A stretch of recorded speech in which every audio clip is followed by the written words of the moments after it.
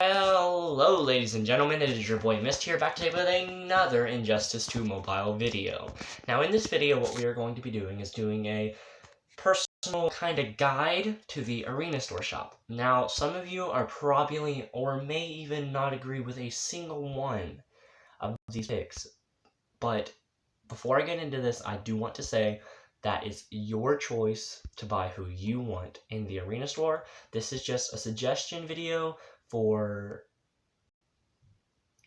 you to possibly go off of, have some fun, and expand your roster and do quite good, because as a beginner on my old account, I made a lot of mistakes, which, if you did not know, we started a Fresh Start series, which I will link the first episode of it down in the description below, and you can also check out my Instagram in the first link below.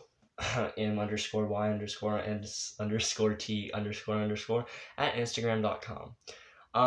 So in this video, I think I've already said this, but I don't know because I've ranted so much already. We are going to be doing a little kind of, how to put it, guide for the Arena Store. So if you didn't know, we're going to go ahead and get something out of the way. Depending on where you place in Arena seasons, you will receive a special little kind of currency known as Arena credits, or Arena medals. Now, these things you can use to unlock characters and gears in the Arena Store. So, I have made it to Elite, no, not Elite, at least Elite 4, but mostly Untouchable, and receive 500 Arena credits every time.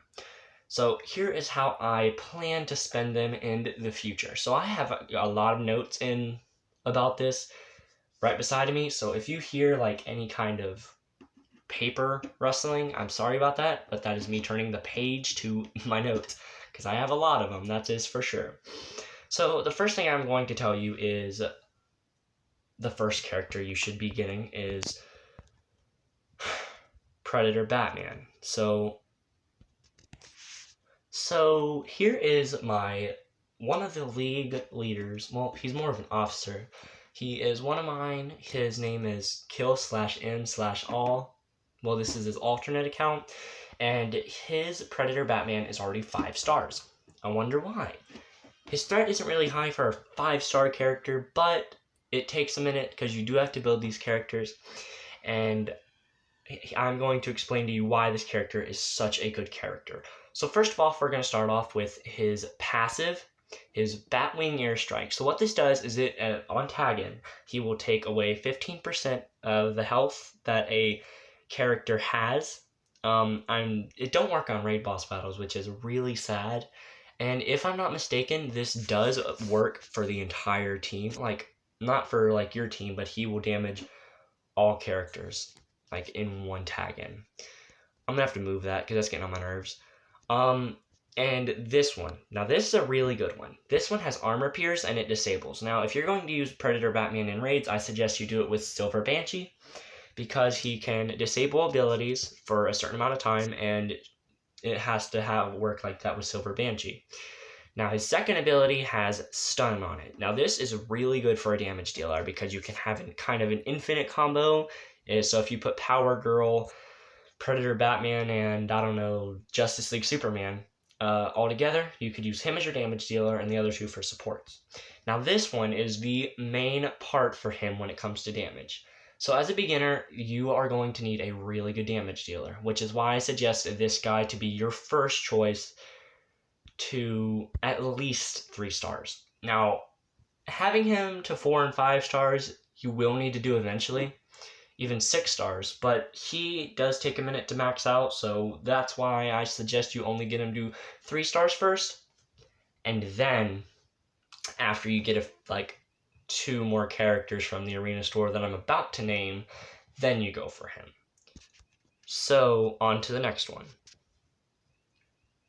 Alright, so who I'm choosing for my number 2 spot is a pretty predictable thing, because I think I said it yesterday, or I know I've said it before, that you need to have Classic Superman at least 3 stars, because this character is phenomenal in raids. So, one second, guys, let me turn to my notes, because I have a lot of notes on this guy where he is so good.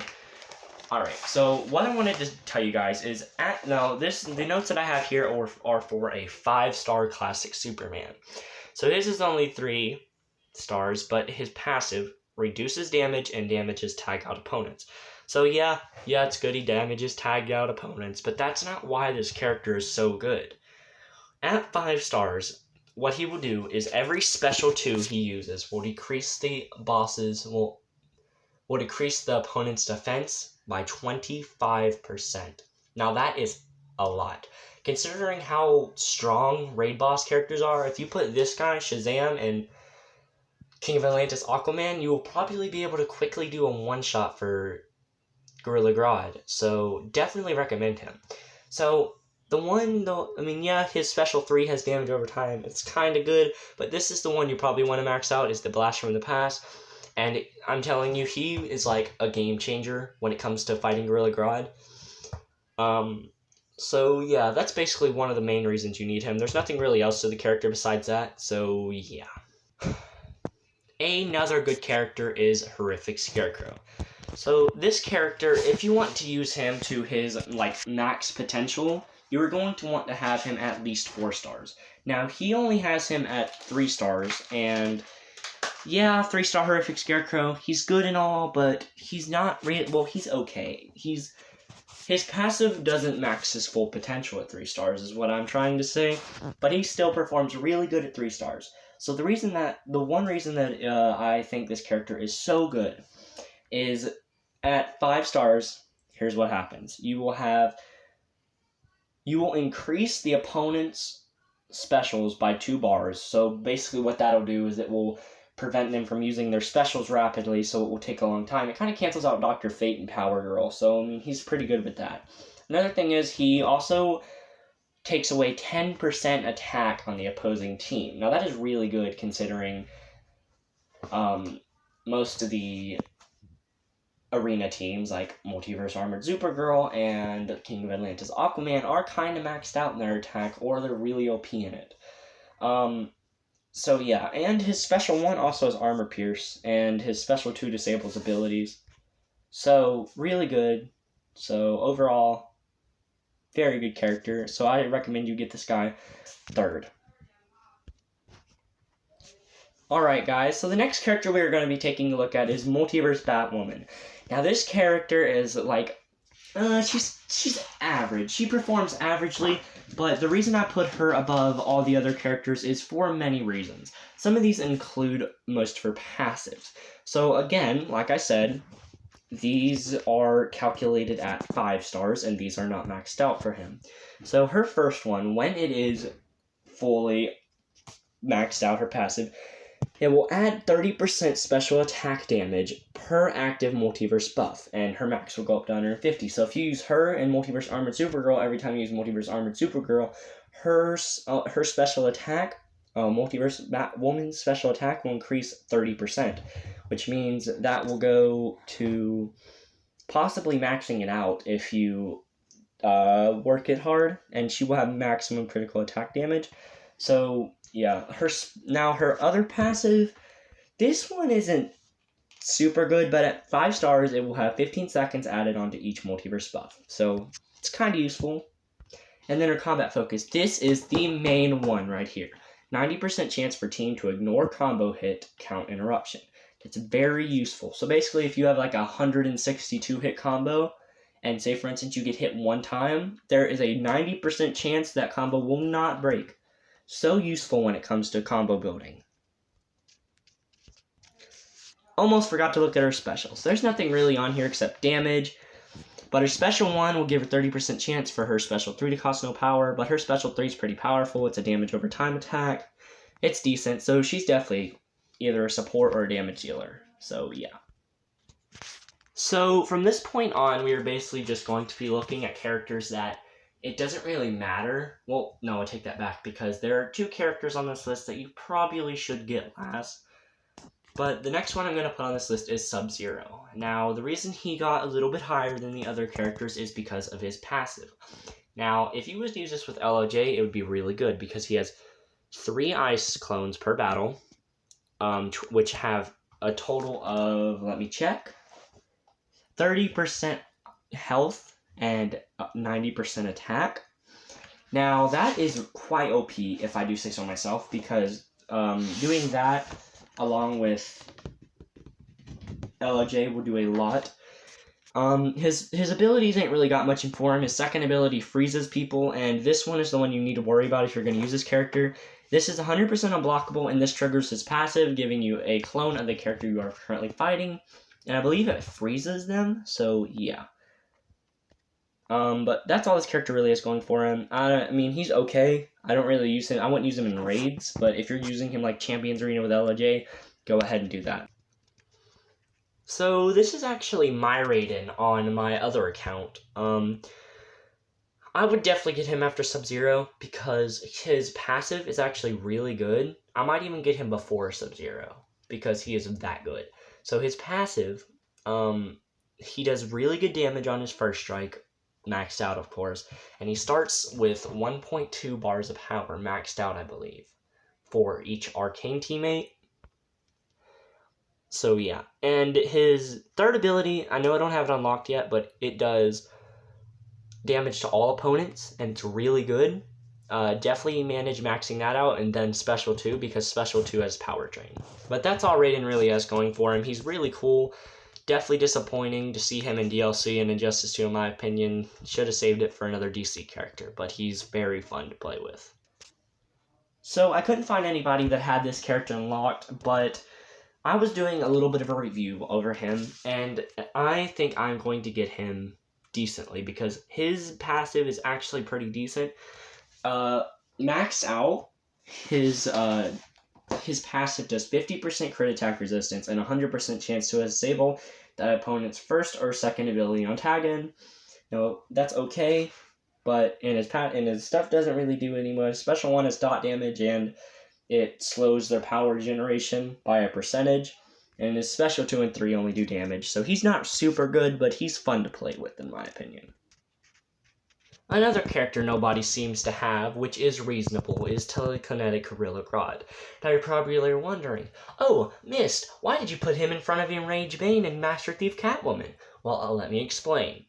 So, his passive can be very annoying, and it can kind of mess you up sometimes. But listen to me here. His passive does damage, and it stops in tag out. So say, for instance, you almost have somebody dead, it will tag them in, kill them, and then it brings in a new character. So, he's not really super bad. And his specials aren't really bad either. He has a chance to stun on his first one, and shield on his Special 2. His Special 3, I believe, is just damage. Based on the research I did, he only has just damage. So he's not a super great character, but he's not horrible. He's not one of the fan favorites, though. We'll put it at that. So, now you're probably wondering, this character is actually really good. How dare you put him in second to last place? But listen to me, this is my opinion. This is not really good. Yeah, 6 seconds of unblockable chance, that's not very super useful.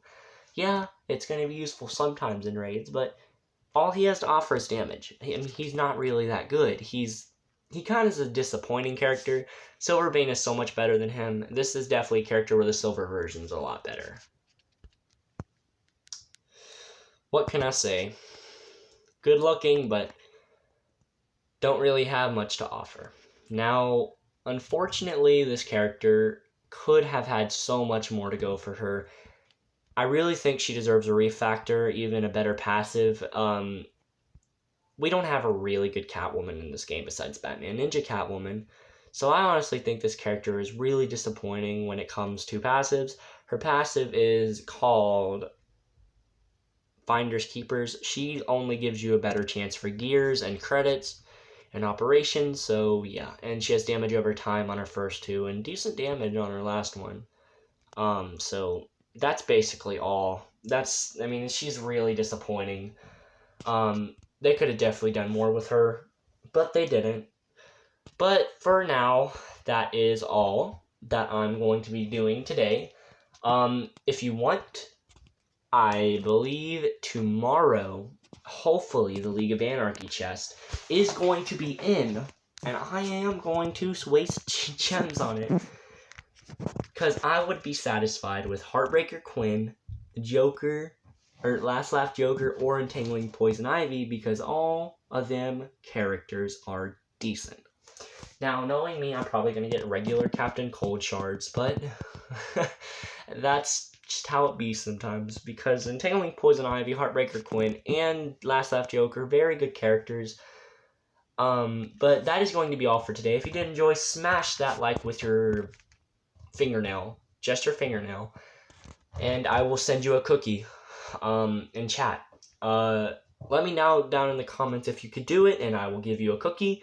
Tell me what you think of this guide. Tell me if you agree with me, what you believe I should have changed, what you believe I did wrong, what you believe I did right. Give me some good feedback that I can use for the next video, because the next video will be a fresh start. I think it will be the second to last episode of the fresh start, and then from there I'm going to be doing more so kind of guide videos. So let me know down below if you would rather see a League Store guide or a Team Synergies guide. So thank you guys so much for watching, and goodbye!